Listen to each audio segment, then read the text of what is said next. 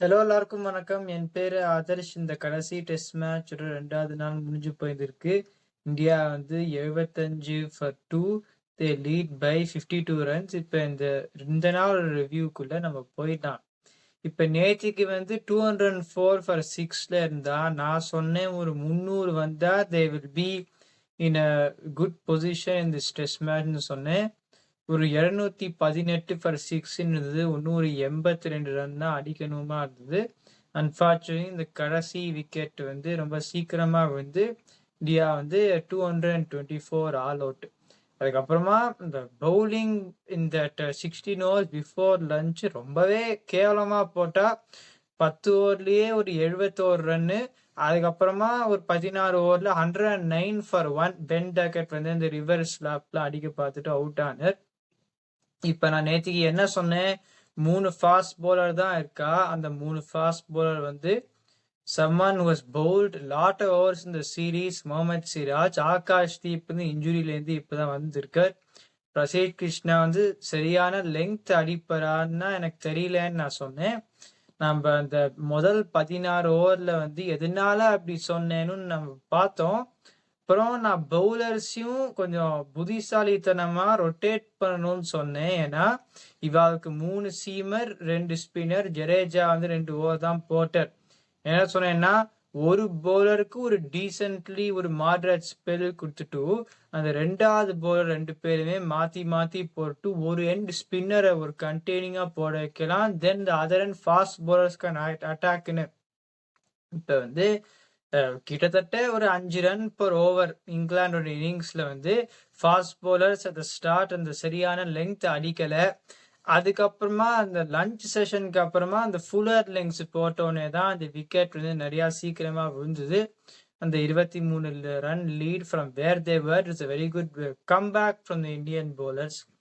அப்போ ஜெய்ஸ்வால் அந்த முதல் 2 மேட்ச் ஐ திங்க் ஒரு 250 ஒரு செஞ்சுரி அடிச்சுட்டு அவ்வளோ பெருசா ஒரு பெரிய ஸ்கோர் அடிக்கல. இன்னைக்கு ஒரு கஷ்டமான பிச்ல ஒரு 51 ரன் நாட் அவுட் ரொம்பவே சுமாரா போட்டா அவருக்கு. கசத் கின்சன் முதல் இன்னிங்ஸ்ல 5 விக்கெட் எடுத்தார். ஆனா இந்த இன்னிங்ஸ்லயும் ஒன்றும் பெருசாலாம் ஸ்டார்ட் பண்ணல. Josh Tongue has improved in this innings. ஆனா ஒரு சில த்ரெட்னிங்கா இருக்கு because the nature of the pitch. But I still convinced the control is காட்னா இல்ல. ஜேமி ஓவர்டன் பயந்துன்னு போடுறா.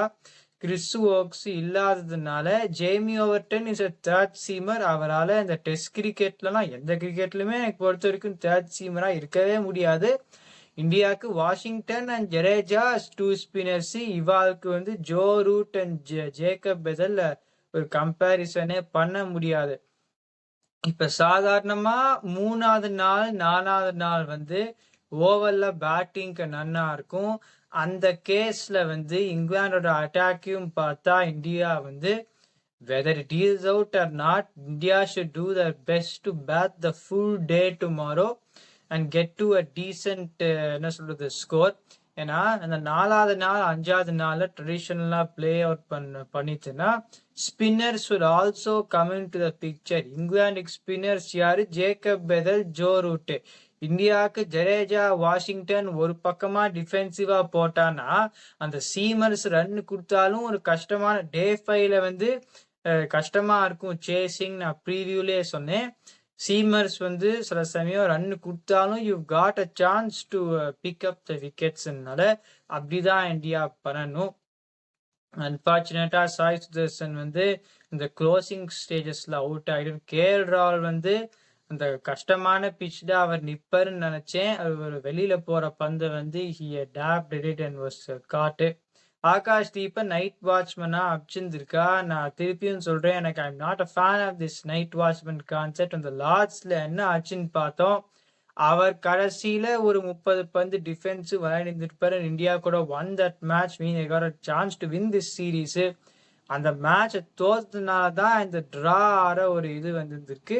Still I feel India can win this match based on especially on the attack that England have got. So 78 for 2 there after 109 for 1 in the fight back கொடுத்தது is a very good thing. நாளைக்கு full day India bat பண்ணிட்டு they've got to get their advantage themselves. அவள் வந்து என்ன பண்ணுறான்னு பார்க்கலாம். இது ஒரு ஷார்ட் வீடியோ தான். அந்த மேட்ச் முடிஞ்ச உடனே நான் எனக்கு என்னமோ நாளைக்கு இல்லை மேக்ஸிமம் அந்த 4th day this match will come to a close. நான் அப்போ வந்து இன்னும் நான் ரிவ்யூவில் சொல்கிறேன். இந்த வீடியோ என்ஜாய் பண்ணிங்கன்னா லைக் பண்ணுங்கள், சப்ஸ்கிரைப் பண்ணுங்கள், இருக்கிற ஃப்ரெண்டுங்க மை ஒப்பீனியன் வாட்சர்ஸ்.